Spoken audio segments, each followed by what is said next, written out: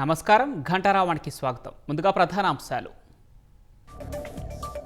ఢిల్లీ వెళ్లిన సీఎం మధ్యాహ్నం 2 గంటలకు కేంద్ర ఆర్థిక మంత్రితో భేటీ. సిఐఐ సదస్సులో సన్ రైజ్ ఏపీ డాక్యుమెంటరీ ఆవిష్కరణ. జీఎస్టీ ఉత్సవ్పై ప్రజాప్రతినిధులతో సీఎం టెలికాన్ఫరెన్స్. దిగొచ్చిన ధరలను ప్రజలకు వివరించాలని దిశానిర్దేశం.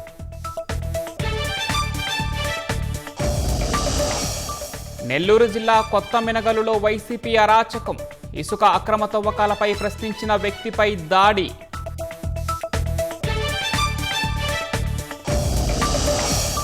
ప్రమాదకరంగా గోదావరి వరద ప్రవాహం.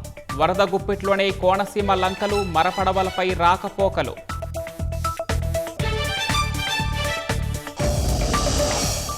ప్రకాశం బ్యారేజీకి భారీగా వరద ప్రవాహం. ముందస్తు జాగ్రత్తగా 3000 ఇసుక బస్తాలు సిద్ధం.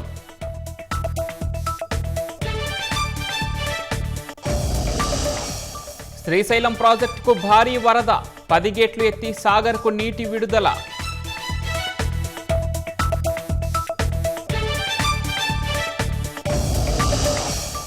ఒకే రోజు 1420 రూపాయలు పెరిగిన బంగారం ధరలు.